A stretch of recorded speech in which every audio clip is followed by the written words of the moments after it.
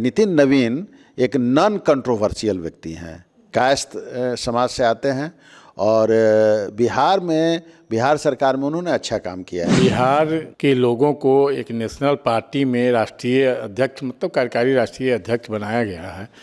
इसके लिए एक बिहार के लिए बहुत अच्छी बात है। बंगाल में जिस जाति से नितिन नवीन आते हैं उस जाति की संख्या भी अच्छी खासी है।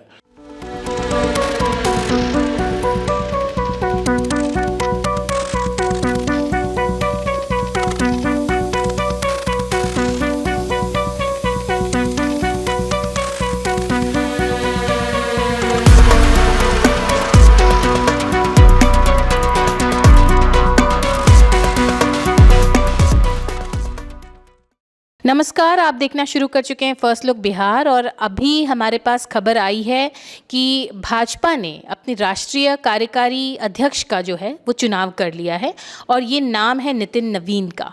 तो क्या है इनकी पर्सनालिटी, क्या है व्यक्तित्व इनका और ये चुनाव कितना रणनीतिक है, इसके बारे में तमाम जानकारी और बातचीत करने के लिए हमारे साथ स्टूडियो में मौजूद है हमारे राजनीतिक विश्लेषक प्रोफेसर अरुण कुमार सिंह और साथ में उपस्थित है हमारे वरिष्ठ पत्रकार रविंद्र कुमार सिंह।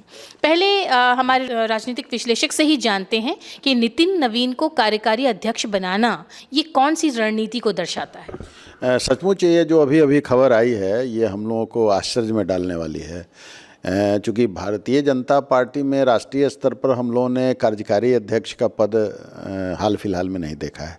इसलिए निश्चित रूप से ऐसा महसूस होता है कि जो अध्यक्ष पद के जो एक जो खबरें आ रही हैं वो आ रही हैं कि राष्ट्रीय स्वयंसेवक संघ यानी आरएसएस और बीजेपी का हाई कमांड है, जिसमें कि आप कह सकते हैं कि प्रधानमंत्री हैं और गृह मंत्री अमित शाह जी हैं, उन लोगों के बीच में सामंजस्य या समन्वय का कमी है कि राष्ट्रीय अध्यक्ष किसको बनाया जाए।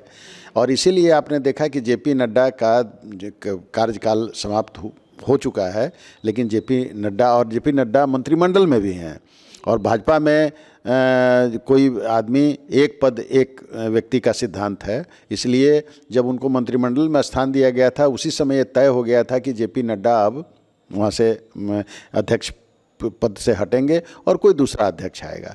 लेकिन कोई अध्यक्ष का चुनाव या मनोनयन जो भी हो वो नहीं हो पाया। तो ऐसा लगता है कि नितिन नवीन एक नॉन कंट्रोवर्शियल व्यक्ति हैं, कायस्थ समाज से आते हैं और बिहार सरकार में उन्होंने अच्छा काम किया है। इनके पिता नवीन किशोर प्रसाद सिन्हा कई बार पटना के विधानसभा क्षेत्रों से वो चुने जाते रहे हैं और उनका भी जो रेपुटेशन था, उनका भी जो एक सामाजिक सरोकार था वो काफ़ी बड़ा था और राष्ट्रीय स्वयंसेवक संघ से तो इन लोगों का जुड़ाव है ही है। और उन्हीं के मरने के बाद जब उपचुनाव हुआ उनकी मृत्यु के बाद, तो उसमें जनता ने नितिन नवीन को चुना और नितिन नवीन को महत्वपूर्ण मंत्रालय मिले। अभी भी आप देख रहे हैं कि उनको पथ निर्माण विभाग के साथ साथ नगर विकास विभाग भी उनको मिला हुआ है। तो ये महत्वपूर्ण विभाग है और उन्होंने अपने विभाग में भी बहुत अच्छे ढंग से काम किया है। तो ऐसा लगता है कि इनको आगे चल के इनको राष्ट्रीय अध्यक्ष पार्टी का शायद बनाया जाए, इसीलिए इनको कार्यकारी अध्यक्ष के रूप में वहाँ पर लाया गया है। और निश्चित रूप से बिहार के लिए एक बहुत बड़ी बात है कि बिहार का एक व्यक्ति और जिसके पिता भी भारतीय जनता पार्टी में लंबे समय तक रहे, उनको कार्यकारी अध्यक्ष बनाया गया है। ये बहुत एक आश्चर्य भी है और एक खुशी भी है बिहार के लिए कि भारतीय जनता पार्टी के कार्यकारी अध्यक्ष के रूप में नितिन नवीन सामने में आए हैं। तो ये तो बात हुई कि एक रणनीतिक स्टेप है। आगे बढ़ते हैं हमारे वरिष्ठ पत्रकार रविंद्र कुमार सिंह के पास कि आपको क्या लगता है ये कैसी रणनीतिक पहल है या फिर ये बस एक साधारण सी प्रक्रिया है? चलिए, सबसे पहले तो बिहार के लोगों को एक नेशनल पार्टी में राष्ट्रीय अध्यक्ष मतलब कार्यकारी राष्ट्रीय अध्यक्ष बनाया गया है। इसके लिए एक बिहार के लिए बहुत अच्छी बात है। और जहाँ तक नितिन नवीन की बात हो तो नितिन नवीन कभी भी विवादों में नहीं रहे हैं, सुलझे लोग हैं। जो मंत्रालय भी इन्हें मिला था उसमें भी अच्छा काम किए हैं, उसमें भी कहीं कोई आरोप इन पर नहीं है। तो इस स्थिति में वो अच्छे तरह से चला सकते हैं, लेकिन मंत्रालय चलाना और संगठन चलाना दोनों अलग अलग बात है।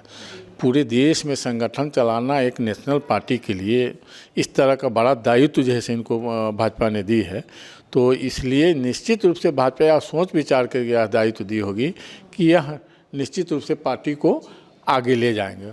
और अभी बंगाल चुनाव भी है, और बंगाल चुनाव है, जैसे जेपी नड्डा जी का ही नाम पहले जो राष्ट्रीय अध्यक्ष के रूप में सामने आया था, तो लोगों के लिए था एक नया चेहरा कहाँ से राष्ट्रीय अध्यक्ष को बना दिया गया। लेकिन जेपी नड्डा भी जैसे पार्टी को ठीक ठाक से चलाया, जिसके कारण जैसे इतने दिनों तो को अध्यक्ष पद पर है और अभी मंत्रालय भी संभाल रहे हैं, तो निश्चित रूप से नितिन नवीन अपनी जिम्मेवारी को देखेंगे और अच्छे तरीके से पार्टी को चलाएंगे। और एक तरह से लग रहा है मुझे कहीं ना कहीं कि बंगाल चुनाव को लेकर के भी इनको यह दायित्व दिया गया। बंगाल चुनाव को देख के क्या कोई जातीय समीकरण दिखाई दे रहा है?